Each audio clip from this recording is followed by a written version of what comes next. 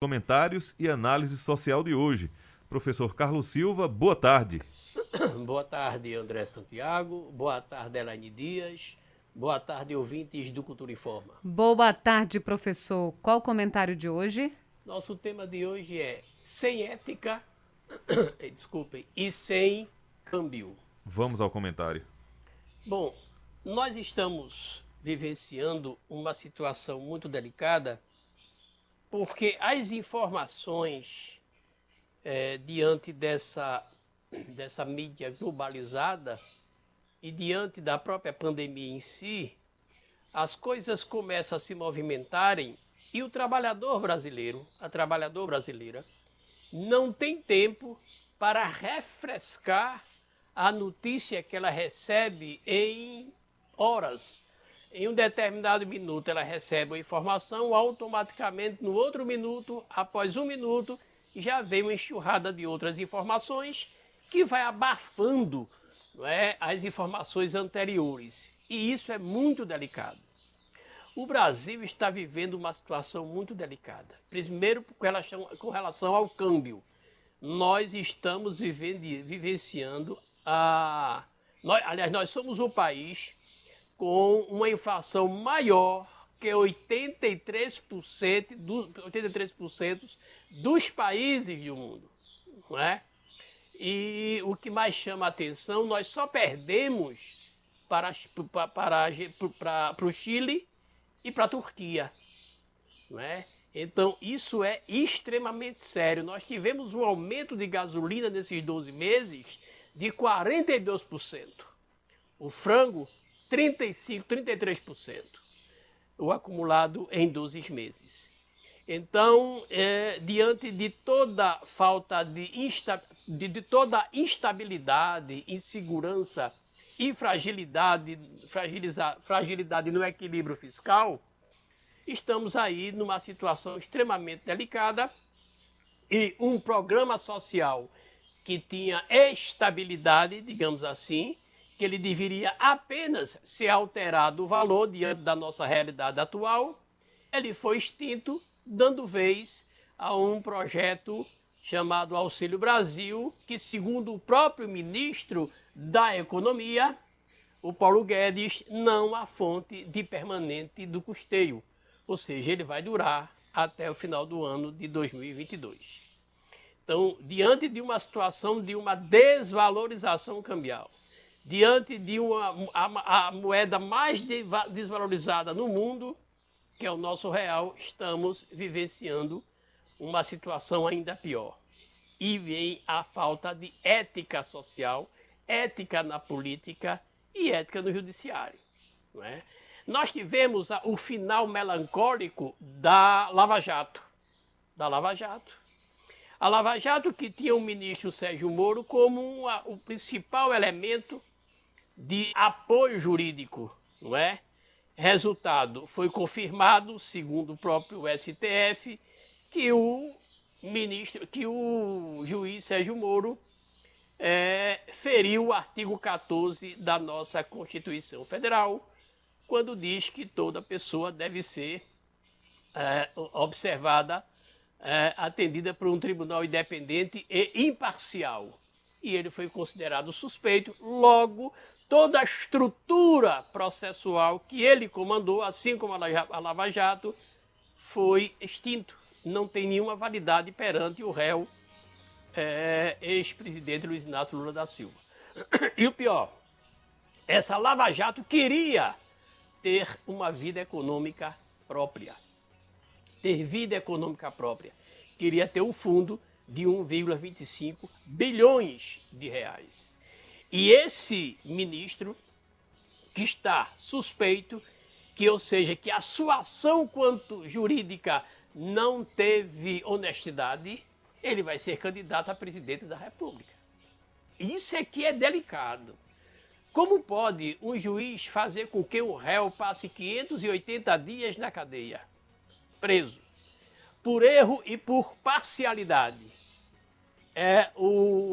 e com chances de ter ganho uma eleição, né, presidencial, e ele sai suspeito pelo tribunal, mas sai ileso? sem nenhuma responsabilidade moral ou social, podendo ser presidente da República. Imagine se ele for presidente da República. Então ele vai seguir os ramos e os passos que ele seguiu. E quem está sustentando economicamente ele? Que ele não é mais juiz, não é? Então quem é que está sustentando? Exatamente aqueles que ele tinha um compromisso para atuar quanto juiz diante daquele processo.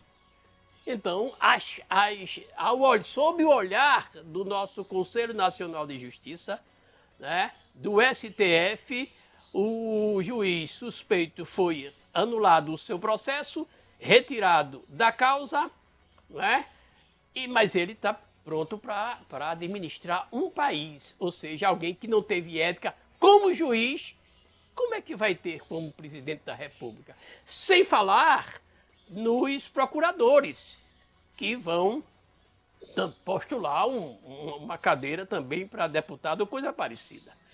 Então é muito delicado o que está acontecendo. E existe uma curiosidade nesse processo antiético da Lava Jato. A Lava Jato iniciou com a ideia de dessimbolizar o Partido dos Trabalhadores, não é? Seria Lula, extinguir como sendo o principal partido da maior centro de corrupção. Mas sabe o que aconteceu? Acontece que, durante a Lava Jato, o partido com maior membros investigados e denunciados, sabe qual foi pela operação? O Partido Progressista, o partido que tem o presidente da Câmara. Para vocês terem uma ideia, em 2016, o partido que mais teve maior abertura de inquérito enviado para o STF pela Procuradoria-Geral da República foram 33 políticos de qual partido? Partido Progressista. Então veja que curiosidade. Isso não foi colocado de maneira festiva para a sociedade, como foi colocado a questão de outros partidos, inclusive do PT, do Partido dos Trabalhadores, que estava tendo o seu símbolo maior retido, aprisionado. Então, é isso que nós estamos observando. É um país que perdeu, de certa maneira, porque a candidatura de Sérgio Moro, alguém da Lava Jato, tá certo? É uma candidatura que não tem ética, que não tem moral jurídica, não tem moral social, porque eles foram considerados suspeitos. Ou seja, todo o processo não teve valor jurídico, independentemente do seu mérito quanto verdade. E o juiz foi anulado, não é? Então, e o que nos chama a atenção, a Lava Jato, por todos os caminhos, tentava mostrar a ideia que a corrupção era só de um partido. E o partido com maior projeção de pessoas investigadas, eu tenho certeza que o cidadão brasileiro não sabia disso, não é? Então, é interessante que haja, não sei, claro que não vai se anular a candidatura, mas não vai ficar bem para um país da nossa dimensão, com o nosso processo democrático, um pouco mais de 30 anos, com a nossa Constituição Federal, ter como candidato à presidência alguém que não soube ser nem juiz. Era isso que tínhamos que passar para o ouvinte do Cultura e Forma. Opinião é na cultura. Primeiro lugar em audiência, do jeito que você gosta. Você está ouvindo a Cultura Informa, o jornal do nosso rádio. Agora 1h mais 41 minutos. 1h41. O ouvinte pode perguntar ao professor Carlos Silva pelo WhatsApp, Facebook e tem ainda o nosso canal no YouTube. Tem mensagem aqui do Índia Gagiane. Boa tarde a todos, estamos em João Pessoa. Professor, o senhor está equivocado sobre o programa social. O melhor que já ouvi nesse país chama-se Pró-Rural, criado no governo militar. E agora Auxílio Brasil, ninguém ganha menos do que R$400. No seu governo ganhava menos do que isso. Ô Índia Gagiane, você, há anos atrás, você disse o seguinte: não tem que dar o peixe, tem que ensinar a pescar. Hoje você está aumentando o tamanho da vara. Essa é a sua primeira contradição. Segundo, Quem está dizendo que o programa é frágil é o ministro da Economia, Paulo Guedes. É ele que está dizendo que esse Auxílio Brasil, ele não tem custeio permanente. Esse é um detalhe. Segundo, o valor, que o governo sempre foi contra auxílios, o valor, ele é diante da realidade atual. O Bolsa Família, quando ocorreu, nós não estávamos vivendo a inflação. Nós não éramos o terceiro país com maior índice de inflação no mundo. Nós não tínhamos uma gasolina de 42% de aumento. Não é? E nós não tínhamos o desemprego que estamos vivenciando. Então, era outra realidade. Por isso que era menor. Mas era um programa estável que atendia aquelas pessoas que o mercado não abraçava. Então, essa proposta do Auxílio Brasil é simplesmente, sim, um programa eleitoreiro. Ele deveria vir como uma lei, não é, permanente. Na medida que as pessoas fossem melhorando a sua condição econômica, sairia naturalmente como era o Bolsa Família. Mas ele é um programa simplesmente para tentar eleger o presidente. Mensagem aqui no nosso WhatsApp, o Jorge, da Zona Rural de Caruaru. Boa tarde, professor Elaine André, mas a ideia é exatamente essa, como diz o Matuto, enganar o povo, dizer uma coisa e fazer outra, para que o povo não tenha rumo nem destino. Infelizmente, tinha governo passado que fazia questão de informar o que estava acontecendo no país, mas esse Bolsonaro faz questão de misturar o pensamento e a ideia de cada um para roubar mais, junto com os seus ministros, deputados e senadores. Cabe ao povo se conscientizar e votar diferente. Isso que endoida a gente, vamos endoidar eles, disse aqui o Jorge. Entendi. Agora tem uma curiosidade nessa sua contribuição, que é preciso que se diga. O ministro Bruno Dantas, do Tribunal de Contas, está obrigando, não é, os procuradores, né, da antiga Lava Jato a devolver 2,5 milhões que foram gastos indevidamente. Veja, outra informação que anula de vez a ética e a sobriedade das ações desses procuradores. Aqui o Marcelo Sabino está desejando boa tarde. Cileide Nascimento está dizendo, professor Carlos, esse ex-juiz tem que ser punido. As pessoas têm que não podem votar nesse corrupto. Veja, é muito delicado isso. Gente, eu vou dar um pequeno exemplo. Luiz Inácio Lula da Silva, um ex-presidente que tinha uma estrutura por trás, o apoio constitucional na ajuda econômica e teve uma defesa jurídica muito permanente e tinha determinadas condições de manter essa estrutura jurídica lhe defendendo.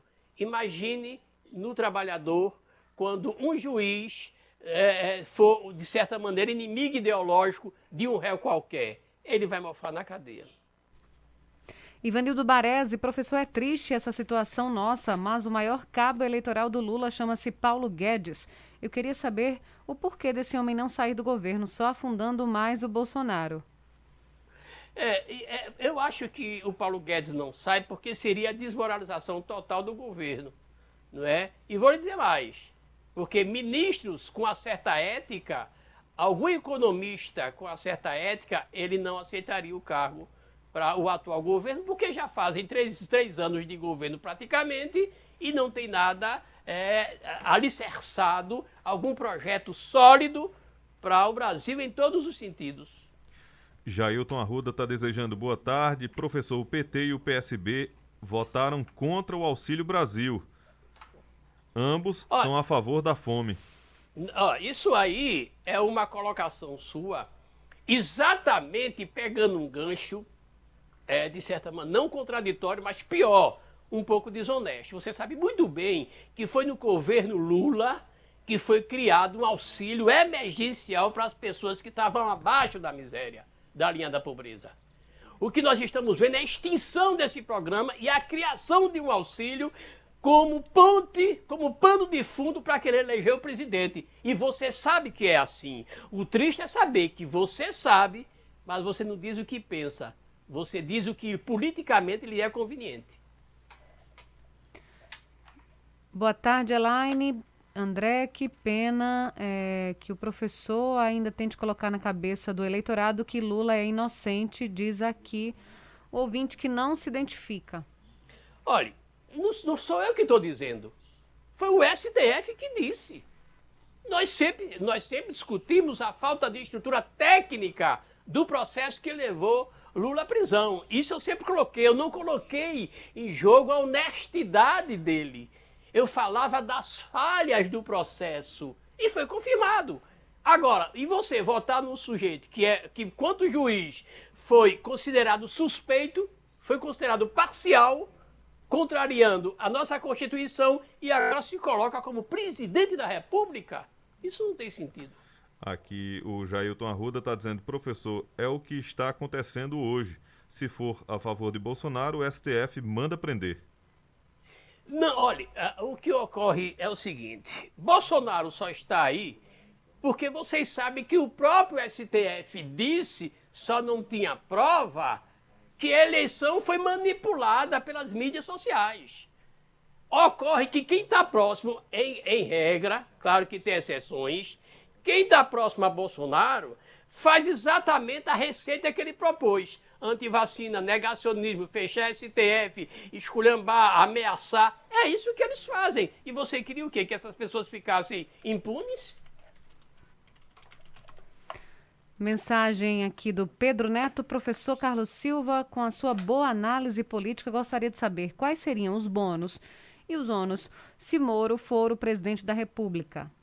Eu vou ser sincero a vocês.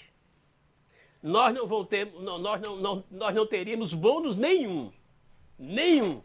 Sérgio Moro não tem capacidade política para exercer o mandato para presidente.